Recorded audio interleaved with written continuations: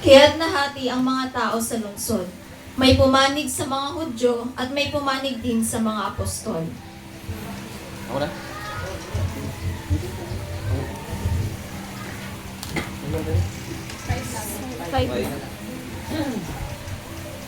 Binalak ng ilang mga ng mga hentil at ang mga Hudyo kasama ng kanilang mga pinuno na saktan at pagbabatuhin ang mga apostol.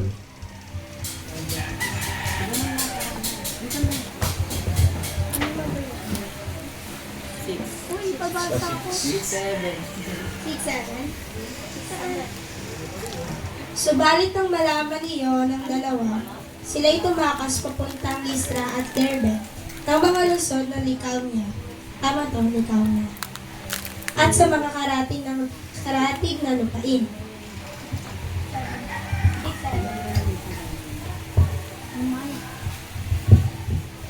Lapit na lang kayo. At doon sila nangaral ng magandang balita. Sa Listra ay may isang lalaking hindi nakakalakad dahil lumpo na ito. Mula pa nang ito'y isilang. Siya'y nakaupong nakikinig sa pangangaral ni Pablo. Nang makita ni Pablo na ang lumpo ay may pananampalatayang siya'y mapapagaling, tinitigan niya ang lumpo. At malakas na sinabi, tumayo ka ng tuwid. Lumukso ang lalaki at nagsimulang lumakad. Nang nakita ng mga tao ang ginagawa ni Pablo, sumigaw sila sa wikang Thank you. Bumaba ang mga Diyos dito sa atin at nagkatawa ng tao.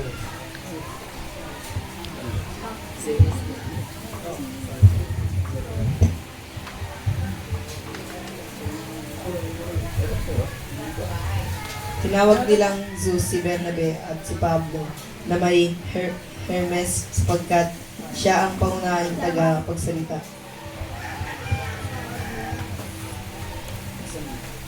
Nasa pugad ng lungsod ang templo ni Zeus. Ang pari ni Zeus ay nagdala ng mga toro at mga kwintas na bulaklak na may pintuan ng lungsod. Nais ng pari at ng mga tao na maghandog sa mga apostol.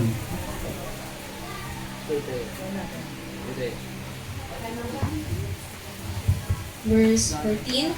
Nang malaman ito ng mga apostol na sina Bernabe at Pablo, inunit nila ang kanilang mga damit at patakbong pumagitna sa mga tao. Sumigaw sila. Mga kaibigan, bakit mag-aandog kayo sa amin? Kami ay mga tao lang, makatulad ninyo. Ipinangangaral namin sa inyo ang magandang balita para talikuran na ninyo ang mga walang kwentang Diyos na iyan at lumapit sa Diyos na buhay.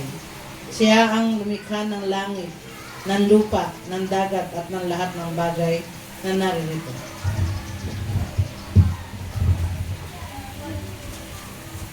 Sa mga panahon na nakalipas, nayaan nilang gawin ang lahat ng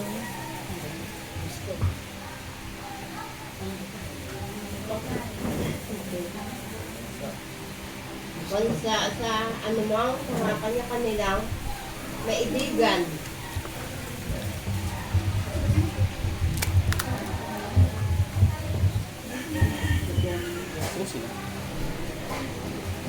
Gayunman, nagbigay siya ng sapat na katibayan upang makilala ninyo siya sa pamamagitan ng kabutihang ginagawa niya sa inyo.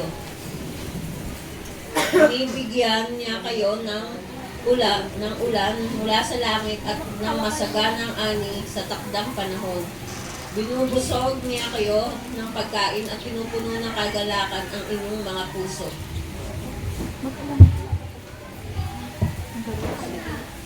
Sa kabila ng mga mananatiling ito, nahirapan pa rin sina Bernabe at Pablo na pigilan ng mga tao na sila'y alaya ng mga handog. Ngunit, may mga Hudyong dumating doon mula sa Antioquia at Iconio. Sinulsulan nila ang mga taga-Listra laban kay Pablo, kaya't siya'y pinagbabato nila. Pagkatapos, siya ay tinaladkad nila sa labas ng bayan, sa pag-aakalang siya'y patay na. Subalit nang dumating ang mga alagad at palibutan siya, tumayo si Pablo at pumasok sa lungsod. Kinabukasan, nagpunta sila ni Bernabe sa Derbe. Ang pagbabalik sa Antioquia. Ang magandang balita ay ipinangaral ni na Pablo at Bernabe sa Derbe at marami silang nahikayat na maging alagad. Pagkatapos, nagbalik sila sa Listra, Iconio at Antioquia ng Pisidia. Pinalakas nila ang loob ng mga alagad at pinayuhang manatili tapat sa pananampalataya. Daranas mula tayo ng maraming kapighatian upang makapasok sa kaharian ng Diyos, sabi nila sa mga alagad.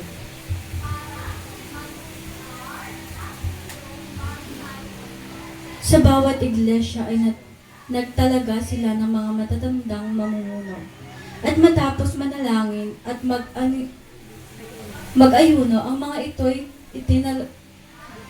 itinagubili nila sa Panginoon na kanilang pinagtitiwalaan.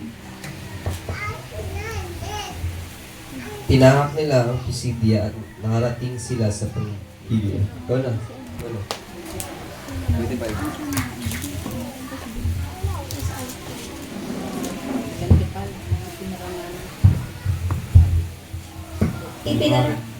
Ipinangaral nila na ang Perga ang salita ng Diyos at pagkatapos ay tumuloy sila sa Atalia.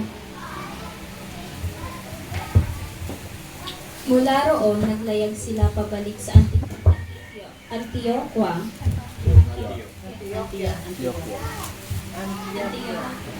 Dito sila ay pinagkatiwala sa pagkalingan ng Diyos dahil sa gawain kanilang natapos doon.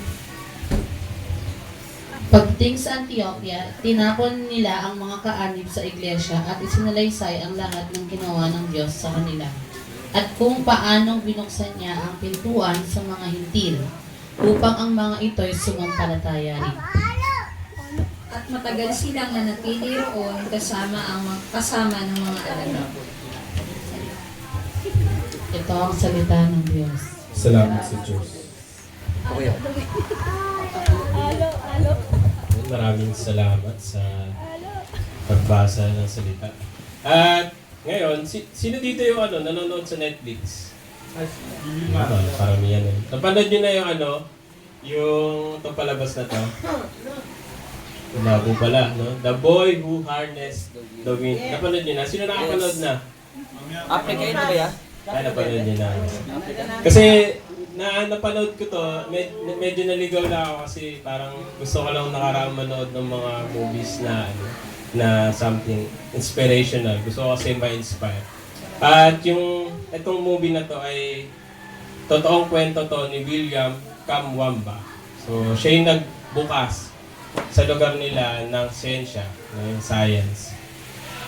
Yung pinakwento nito, kukwento ko na, pag pinanood nyo na lang, mailaman nyo na lang kung tama yung pagkakwento o tama yung pagkabuot. Pero itong kwento na to ay tungkol to sa bata, no, kay William, na nakatira sa isang mahirap na bayan. Yung pangalan ng bayan nila ay Malawi. At si William, mahilig talaga siya mag-invento ng mga bagay-bagay. Nag-aayos siya ng radyo. Yan yung talaga, yung libangan niya, may tinataguan pa nga siya doon kasi hindi niya pa nagagawa yung radyo ng matagal na eh. Tapos nasingin niya na. Kaya tinataguan niya yung dalahanan. At yung mga magulang niya naman, ang pinakahanap buhay nila yung magsasaka sila. So, magsasaka at dumating yung panahon na naging tag-init at tag-gutom. Siyempre kapag magsasaka, kapag walang ulan, yung lupa, tuyong-tuyo. Kaya hindi makapag-ani yung mga magulang niya. Ayun lang yung pinaka-main resources nila. Ang ginawa na nila, binenta na nila lahat ng bagay nila, yung mga yero nila, pinagbibenta nila, pinilitan nila ng dayami. At si William, naapektuhan din doon dahil nga sa kahirapan. Nawalan silang source ng pera at napilitan siyang huminto sa pag-aaral. Pero, hindi doon napigilan si William. Hindi siya nakapag-aaral pero ang ginawa niya, palihim siyang pumapasok doon sa school, sa library, para magbasa ng mga libro patungkol sa science.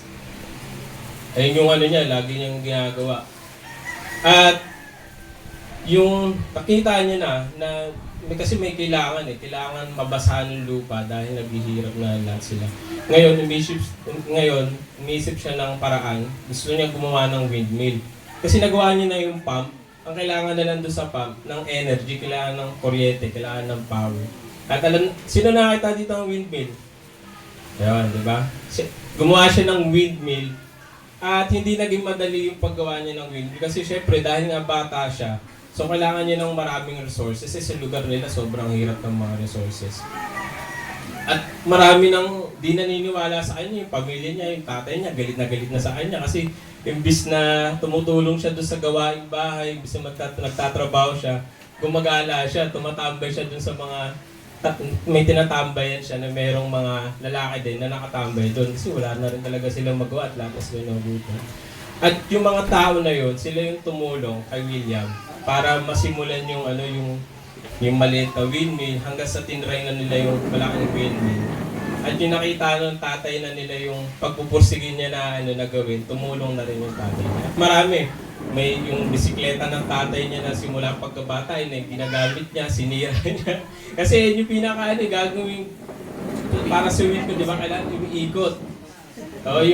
Yung gulo ng bisikleta, sinira niya, tapos ayun yung ginawa niya ng palapa para ayun yung umikot.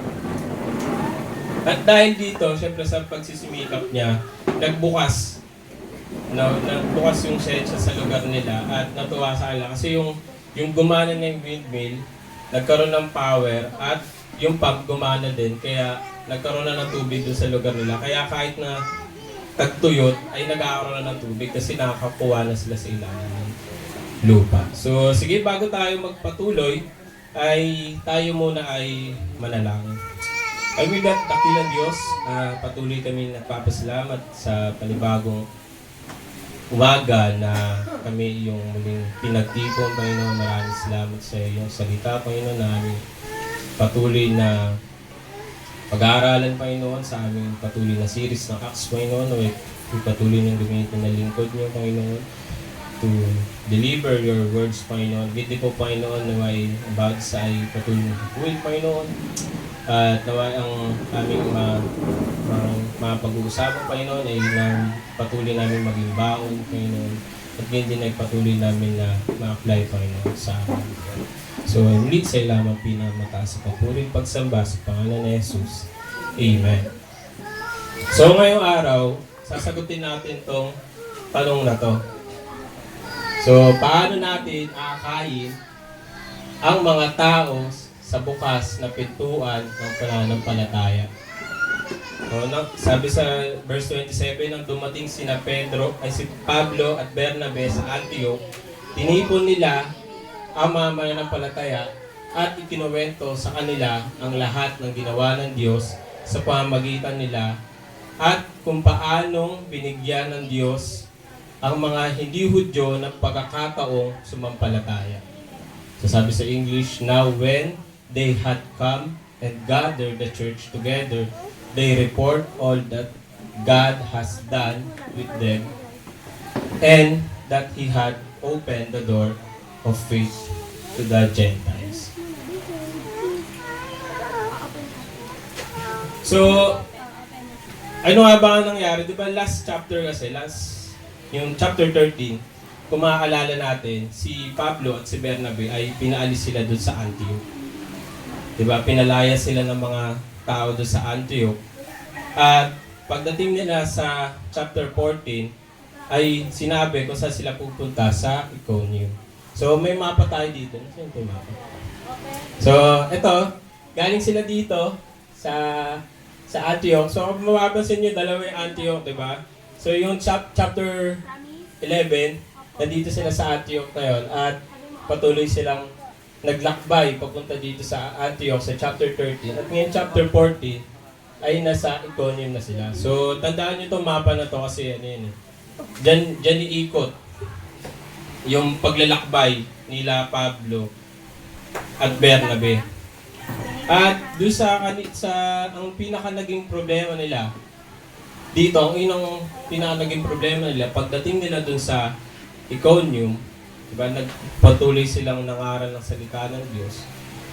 At i-take note nyo to kasi merong mga Hudyo na hindi mananampalataya. Kumbaga, habang nagtuturo sila Pablo, ang pinanaging problema nila, yung mga Hudyo hindi mananampalataya kasi sila yung nagiging kumakalaban sa kanila Pablo. At dun din, kung maalala nyo din, dun yung last joint natin, di ba, sa Exodus. So yung nagpaalala yung Diyos na huwag kumuha ng mana sa araw ng pamahinga. Pero meron pa din mga lumabas para maganap. Nakita natin dito yung katigasan talaga ng mga ulo ng mga Hudyo. Parehas dito, sa halip na katulong sana sila nila Pablo sa gawain ng Diyos. Ang mga hindi Hudyo pa, kumbaga yung hindi pa nila kalahi, sila pa yung tumutulong kay Pablo na kumalat yung mabuting balita. At syempre, sa gitna pa rin ng mga pagsubok na pinagdaraanan nila ay patuloy pa rin na nagbabahagi ng salita ng Diyos sila Pablo at si Bernabe. At dahil mayroong hindi naniniwala, kaya nagkaroon ng division. So, nahati sa dalawang division, yung mga mananampalataya at yung mga hindi mananampalataya. So, pagdating doon sa verse 5, so sabi sa verse 5, nagplano ang ilang mga Hudyo at mga hindi Hudyo kasama ang kanilang mga pinuno na saktan at batuhin ang mga apostol. Nang malaman ng mga apostol, ang planong iyon, agad silang umalis papunta sa Listra at Derbe, mga lungsod na Lycaonia at mga lugar na palibot nito. So, dahil nga nagkaroon ng division sa dalawang panig ng mga Hudyo na hindi mananampalataya, kaya naisipan nilang uling saktan sila Pablo na paalisin dito sa Lycaonia. At diba, imagine this na yung mismo, yung mga kababayan nila na dapat na sila yung maging katulong nila ng mga apostol na maghatid ng mensahe. Sila pa mismo yung nagiging itsa ng problema. So, tas babalik ulit tayo sa map. Kasi, di ba, pinalayas na sila sa Iconium at ngayon naman ay pumunta na sila sa Listra. So, sa Listra, habang ayun. So, habang ang may isang lalaki sa Listra na lumpo mula nang ipinanganak. So, nakikinig siya sa mensahe ni Pablo. So, tinitignan ni Pablo ang lumpo at nakita niyang may pananampalataya ito, nagagaling siya.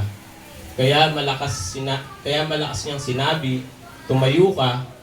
Biglang tumayo ang lalaki at naglakad-lakad na makita ng mga tao at ang ginawa ni Pablo, sumigaw sila sa wikang Lycaonia, buwaba ang mga Diyos dito sa atin, sa anyo ng tao. So, cut muna natin doon. So, habang nagtuturo sila Pablo, meron siyang nakitang lalaki. So, nakuha ng lalaki ang attention ni Pablo. Yung lalaki to, ang pag-describe sa kanya, lumpo na siya, sa sinapupunan pa lang. So, ibig sabihin, hindi niya naranasang maglakad. At nakuha niya attention ni Pablo dahil nga nakita niya yung lalaki na to na merong pananampalataya siya na gagaling siya. Diba? Yung faith niya, ayun yung pinakapumukaw ng attention ni Pablo. At dun yung napuka niya, at kaya sinabi ni Pablo na tumayo ka at maglakad. At diba, nakakagulat kasi, yung lalaki to, hindi niya pa naman na-experience maglakad. Hindi niya pa na-experience na malakas yung hita niya. Pero sa English, ang ay napatalon siya. So, napatalon siya at naglakad. So, ganun kagaling yung naramdaman niya na kagalingan sa kanya na biglang lumakas yung paa niya na hanggang sa nagawa niya tumalo. Kasi diba yung iba, yung bang kwento, nabasa natin, na pinagaling, diba? Tumayo siya, tapos siligpit yung higaan. Pero ito, sa pagkagulat niya rin, na sinagaw ni Pablo na tumayo ka, siya ay napatalon pa. At, hindi ko alam kung ano ba sturdy? At, ayun, kaya yung sinabi ni Pablo na lumakad, sa sobrang gulat niya ay napatalon nga siya. At imagine din, no, hindi lang yung pila yung nagulat, kundi pati yung mga tao doon sa likod niya. Kaya napasabi sila, bumaba ang mga Diyos dito sa atin, sa anyo ng tao. So, dati kasi yung, so di ba yung bumaba ang Diyos sa mga tao, tinawag nilang Zeus, si Bernabe, at si Hermes naman ay si Pablo, dahil siya mismo ang tagapagsalita. Ang templo ng kanilang Diyos na si Zeus ay malapit lang sa labas ng lungsod. Kaya nagdala ang pari ni Zeus ng mga torong may kwintas na bulaklak doon sa pintuan ng lungsod. Gusto niya at ang mga tao na ihandog ito sa mga apostol. So yung kwento, ito kasi si Zeus at si Hermes ay meet God sila. No? Kumbaga, nakasanayan na nila sa lugar nila yon. At merong kwento yon na sa lugar nila na yung kinikilala nila mga Diyos ay nag-anyo nga daw talagang tao at hindi nila pinansin yon. Meron lang dalawang mag-asawang pumansin doon. Kaya yung nakita nila yung pagkakataon uli na ganun ay agad silang gusto nilang magandog agad kanila Pablo at Bernabe kasi ayaw na nga nilang uling ma-miss yung ganung pagkakataon.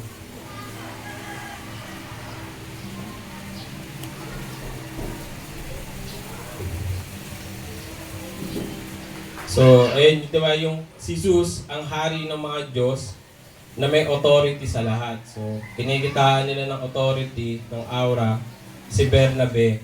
Kaya si Bernabe ang tinawag nilang Zeus. At si Hermes naman, siya kasi yung speaker. Sa Meet God ko na pag-aralan natin. Di ba napag-aralan ba natin ito mga Meet Kids? So si Hermes, siya talaga yung nagsasalita.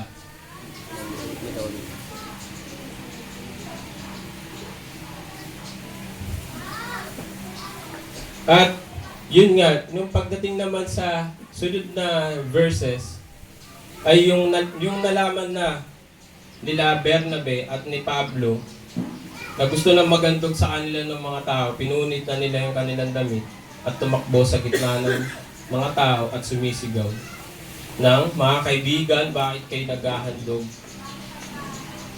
Bakit kayo naghahandog sa amin? So, ito na. Bakit kayo naghahandog sa amin? Kaya, kami ay mga tao lang na katulad ninyo. No? Sila Pablo, si Pablo at si Bernabe, hindi naman sila nakafocus sa paggawa ng mga himalang bagay. Ang pinaka-goal ni Pablo at ni Bernabe ay ibahagi yung mabuting balita. Kaya nung nalaman talaga nila yun kumbaga, mali yung naging po sa mga tao. Kaya pinakita nila, no? So kaya hinubad nila yung damit nila, pinunit nila, at nagtatakbo na pinapakita nila na sila ay tao lang din, katulad ng mga tao ito na gusto silang handugan. At sumunod yung katuruan nila Pablo. So ito, di ba? Kami ay mga tao lang na katulad ninyo, pinapangaral namin sa inyo ang magandang balita para talikuran na ninyo ang mga walang kwentang Diyos na iyan at lumapit sa Diyos na buhay. Siya ang lumikha ng langit, ng lupa, ng dagat, at lahat ng bagay na narito. Noon, hinahayaan na lang ng Diyos ang mga tao na sumunod sa gusto nila, ngunit hindi nagkulang ang Diyos sa pagpapakilala ng kanyang sarili sa mga tao sa pamamagitan ng kanyang mabuting gawa.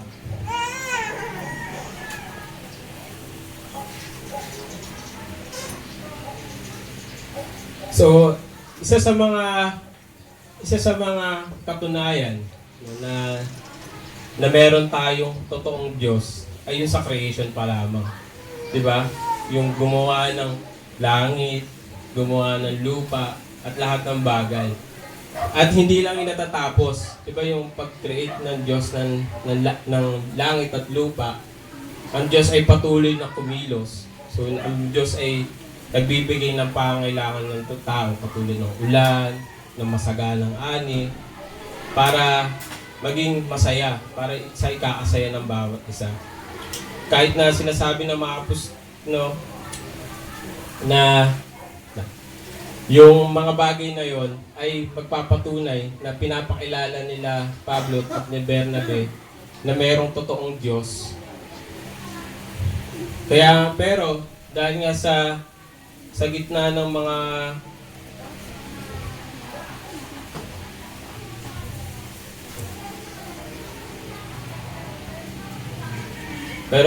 yun nga, kahit na pinapaliwanag na nila Bernabe at ni Pablo na hindi sila dapat nasambahin, ay hindi nila napigilan yung mga tao.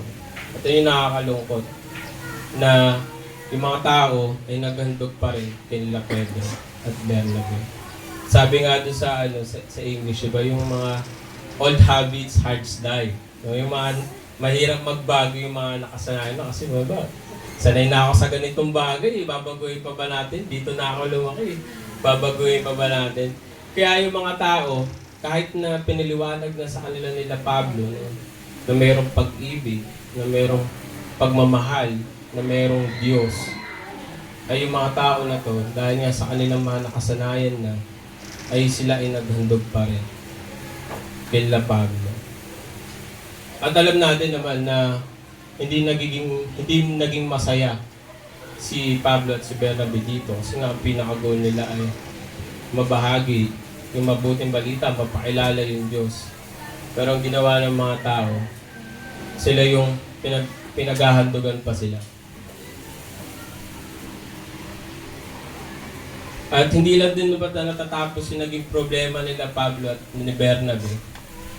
So, merong mga Hudyong dumating mula sa Antioch na sakop ng Pisidia at Iconium. Kinumpinsin nila ang mga tao na umampi sa kanila. So, pagkatapos, pinagbabato nila si Pablo at kinaladkad palabas sa lungsod sa pag-aakalang siya'y patay na. So, inulit, di ba, yung mga tao na yung mga Hudyo hindi mananampalataya, sinusundan sila Pablo kung saan sila mapupunta. At ang ginagawa ng mga taong to, nilalaso nila yung isip ng mga tao dun sa lugar na yun para kalabanin sila Pablo. At ang ginawa nila ay pinagbabato nila si Pablo. At alam naman natin na yung stoning, yung pagbabato, ay parang effective na gawain to execute someone. Halimbawa, si Esteban, na pinagbabato siya. Iniisip ko ano kayong pakaramdam ni Pablo habang binabato siya. Diba nakita ni Pablo kasi kung paano binabato si Esteban. Ano yung naramdaman ni Pablo habang binabato siya. At nung mga oras na yon, ay hindi agad siya bumangon. So akala ng mga tao ay patay na si Pablo. Pero nang paligiran siya ng mga tagusunod ni Jesus, bumangon siya at bumalik sa lungsod. Kinabukasan pumunta silang dalawa ni Bernabe sa Derbe. So imagine this na si Pablo at si Bernabe, diba, ay pinagbabato na si Pablo. Pero ang ginawa ni Pablo, bumalik pa rin doon sa lugar eh. Diba normally tayo, pag binato tayo, big sabihin, ay ayaw na nila sa atin, alis na tayo dito.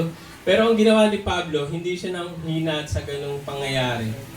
Na kahit na almost ikakamatay niya na, siya ay bumalik pa rin sa lugar ng Lycaonia at pumunta sa kabilang bayan para patuloy na ipangaral yung mabuting balita. So yung Derbe, katabi lang siya ng Lycaonia. So umiikot lang dun sila Pablo. At sabi nga sa verse 21, habang pinapangaral nila Pablo at Bernabe ang magandang balita sa Derbe, at marami silang nakikayat na sumunod kay Jesucristo. Pagkatapos, bumalik na naman sila sa Lystra, Iconium, at sa Antioch na sakop ng Pisidia. Pinatatag nila ang mga tagasunod ni Jesus at pinayuhang magpatuloy sa kanilang pananampalataya. Sinabi pa nila, maraming kahirapan ang dapat nating danasin para mapabilang sa paghahari ng Diyos. So pumili sina Pablo at Bernabe ng mga mamumuno sa bawat iglesia. So nag-ayuno sila at nanalangin para sa mga napili at pinagkatiwala sa mga ito ang gawain sa Panginoon. So pagkatapos nung maraming pagsubok na nangyari na pinagdaanan ni Pablo at ni Bernabe sa mga Hudyo na hindi mananampalataya,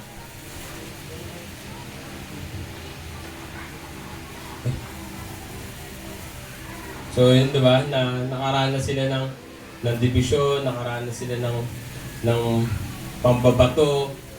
Sa halip na sumuko sila na magbahagi ng salita ng Diyos sa Lycaonia, ay sila ay patuloy na nagbahagi. At ang iniwan nila na mensahe ay maraming kahirapan ang dapat nating danasin para mapabilang sa kaharian ng Diyos. No, ibig sabihin nito, hindi talagang magiging madali ang pagsunod sa Diyos. Kapag pinili natin ang tamang gawin, di ba? Yung pagiging tapat, at maging mabait, sumunod sa kalooban ng Diyos. Lalo na sa panahon ngayon, di ba? Na parang madalas ang ginagawa sa panahon ngayon, lahat ng bagay gustong gawin normal. Di ba? Yung pag-live-in, kahit na hindi pa kasal yung dalawa ay tumitira na sa isang tahanan. No? At isa rin sa mga nagiging sanhi ng social media. So, diba, kaya napakahirap talaga na makapasok. No? Yung sinasabi nila mahirap ang kakaharapin nila dahil mahirap talagang piliin ang tama. So, diba, kaya nga iba, lagi sinasabi, parang nakakapagod na magtrabaho, parang mas mainam na lang mag-illegal kasi mas mabilis kang yayaman. Pero, hindi yan yung dapat mindset ng isang mananampalataya. Kasi para sumulong ang gawain ng Diyos, no, kaya ang ginawa nila ay nagtalaga na sila ng mga leader, no, na mamumuno sa iglesia. At pinag-pray nila ito. So nag-ayuno sila Pablo at si Bernabe. At pagkatapos nito ay pumunta pa sila sa ibang lugar at patuloy silang nangaral. At pagbalik nila doon sa verse 27, no, nang sila Pablo at si Bernabe ay nasa Antioch, tinipon nila ang mga mananampalataya at kinuwento sa kanila ang lahat ng ginawa ng Diyos sa pamamagitan nila at kung paano binigyan ng Diyos ang mga hindi Hudyo ng pagkakataong sumampalataya. Nanatili sila matagal sa Antioch kasama ang tagasunod ni Jesus doon. At patuloy na naging matagumpay yung paglalakbay nila Pablo at ni Bernabe kahit na marami silang pinagdaanan ng pagsubok. No, kahit na maging mahirap yung kanilang paglalakbay, kahit nakatanggap sila ng mga rejection sa mga tao, no, kahit nasaktan sila physically, pero hindi sila tumigil. Na ipinakita nito ang tagasunod ni Jesus ay dapat magpatuloy sa kalooban ng Diyos kahit na may tukso o oposisyon. Pagkatapos ng kanilang misyon, bumalik sila sa iglesia ng Antioch at nanatili na matagal kasama ang mga alagad. So, yun yung pinakakwento. No. At ngayon, pupunta na tayo sa ating buntos. Ano bang tinuturo sa atin ng kwentong ito? At paano nga ba natin nakakayin ang mga tao sa bukas na pintuan ng pananampalataya? So, ang word ay akayin. So, kumbaga, dadalhin na lang natin sila sa bukas sa pintuan na yung pintuan ng Diyos ng pananampalataya. Sabi ulit sa Gawa 14, verse 27, nang dumating sina Pablo at si Bernabe sa Antioch, tinipon nila ang mga mananampalataya, kinuwento sa kanila ang lahat ng ginawa ng Diyos sa pamamagitan nila at kung paano binigyan sila ng Diyos pagkakataon. At merong 4M, di ba ngayon?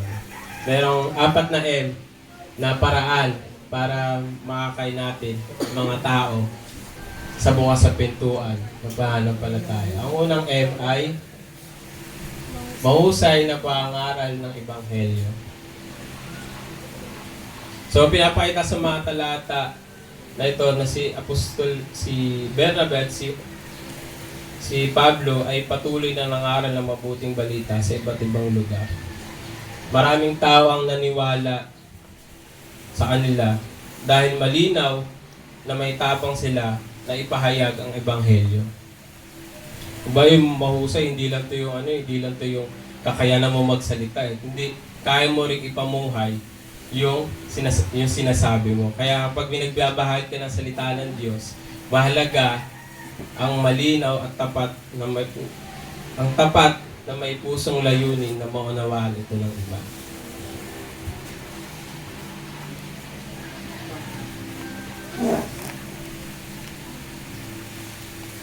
So, hindi ang pagpapatuloy ng pagbabahagi ng salita ng Diyos sa mananampalataya at sa mga taong tumututol sa mensahe ng Diyos dahil sa pamamagitan ng Ebanghelyo, kaya nating dalhin ang mga tao sa pintuan ng Diyos. So, kailangan nating manatiling matatag at magpatuloy sa pagbabahagi ng salita ng Diyos kahit na hindi ito tinatanggap. Kahit na hindi ito tanggapin ng lahat. So, ay huwag natin hahayaan na kapag may tumatanggi o kumukontra sa mensahe ng Diyos sa panahon ng social media, no, di ba napakabilis ng impormasyon, pwede rin natin ibahagi din yung Ebanghelyo sa simpleng paraan sa pagpo-post, so pagkukwento at pag-usap. No, maraming way para pangaral natin, kumbaga maibanghelyo natin yung iba sa pamamagitan ng social media din. So, at sa ating trabaho, syempre sa ating pamilya din. So, hindi lang dapat na sa atin lang, kundi sa ating pamilya din mismo dapat ay nababahagian natin sila ng mabuting salita ng Diyos. At ang pangalawa ay matiyagang paglapit sa mga tao. So, nabasa natin kanina doon sa verse 3, so nanatili pa sila ng matagal doon sa Iconium kahit na meron ng kumakalaban sa kanila. At nagtiyaga din sila doon sa lumpo na pilay na pinaglaanan pa ng oras sila Pablo. At nagtiyaga din silang nagpapaliwanag doon sa mga tao sa Listra na merong Diyos. No? Na tinuturo nila diba doon kanina yung gusto silang handugan pero tinuturo nila na hindi sila dapat handugan dahil mayroong Diyos na dapat handugan. So naging sila doon. Dapat talaga tayo maging. At sabi nga, hindi lahat ay naniwala sa mensahe ni Pablo pero nagpatuloy sila sa pangaral at paggawa ng kabutihan.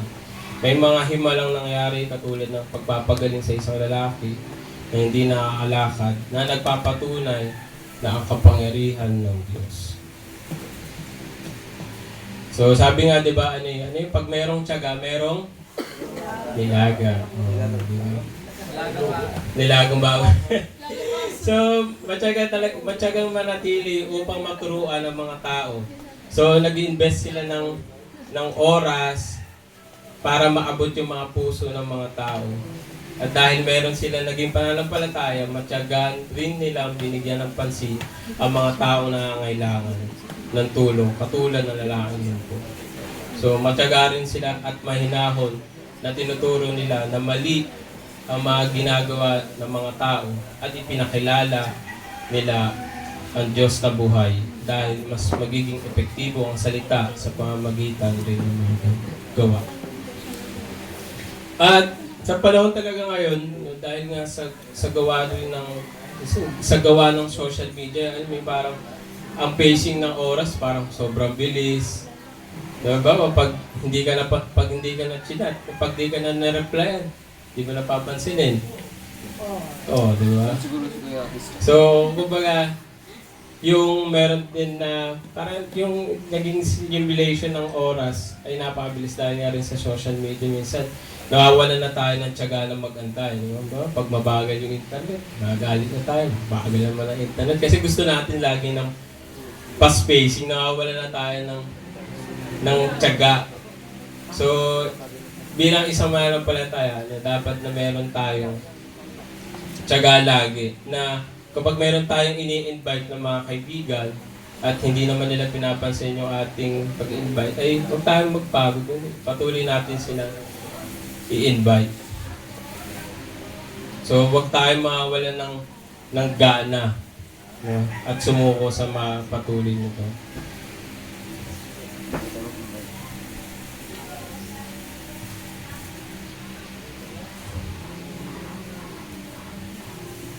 Kaya kaya minsan maganda rin tanungin natin yung ating sarili na meron pa ba tayong tiyaga na akayin yung ating pamilya sa tahanan ng Diyos. At ang pangatlong M ay matapang na pagdurusa. So, sabi sa verse 19-20, diba kanina, yung akala nila patay na si Pablo dahil sa ginawa niyang pagbabato, pero biglang tumayo si Pablo uli at bumalik siya doon sa bayan. At sa talatang ito na pinato si Pablo, may mga tao na tumututol sa kanya hanggang sa akala nila ipatay na siya. Pero pagkatapos siyang pagbabatuhin, pagkatapos siyang palibutan ng mga alagad, tumayo siya at nagpatuloy pa rin sa gawain. So, yun doon sa yun sa binasa ko na na summary na si Pablo daw yung after siyang patuhin na talagang namatay siya. Pero nung pinalibutan siya ng mananampalataya, parang nabuhay siya, na-resurrect siya. Pero yun doon sa aking nabasa. At ayun minsan yung mga ganito, hindi naman na tayo babatuhin na na physically. Na hindi ka lang babatuhin na ng bato para batuhin mo ng tinapay. Minsan yung babato sa atin, mga kritisismo na Kumbaga yung mga negative words. Hindi ka naman marunong bumaba ka na dyan. Or hindi mo kaya yan. Tigil mo na yan. So, di ba? Yung mahabang utya. Ito na yung binabato sa atin. Hindi tayo nasasaktan physically, pero yung ating emotional ay tinatamaan. At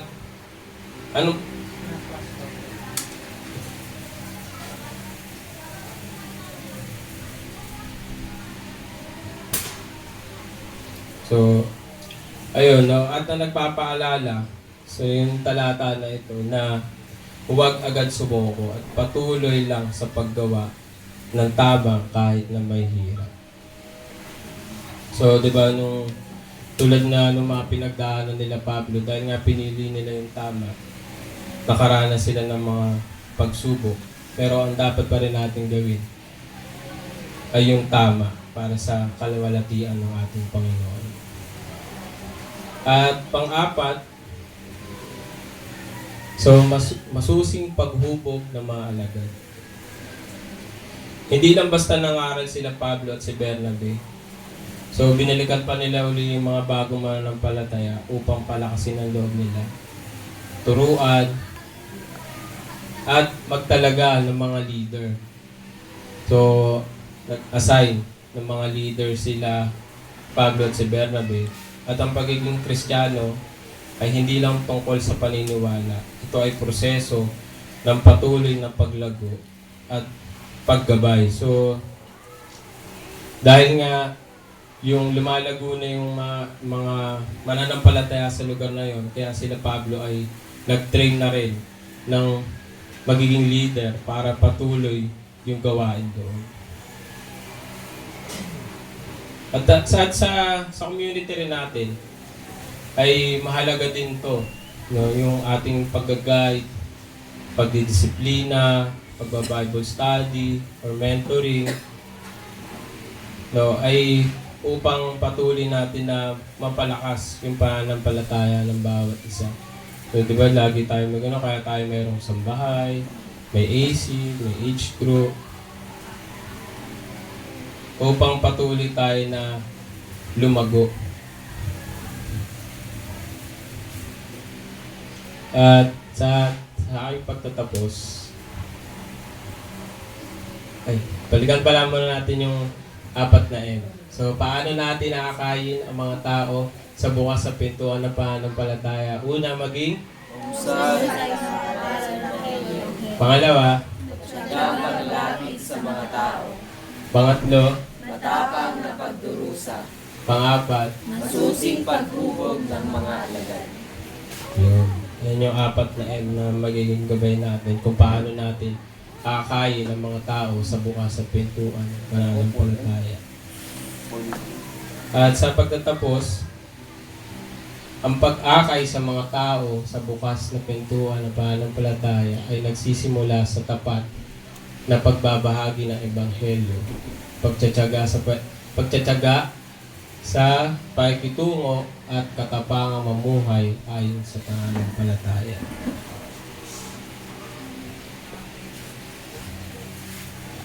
So, ito yung way, no, kung paano natin patuloy na dadali ng mga tao na sa bukas na pinto ng pananampalataya ay patuloy na maging tapat sa pagbabahagi ng Ebanghelyo, pagtsatsaga, pakikitungo, at katapangang mamuhay na nakaayon sa pananampalataya.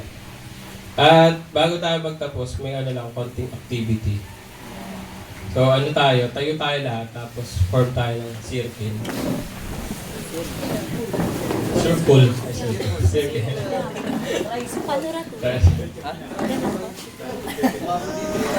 Ano tayo, circle?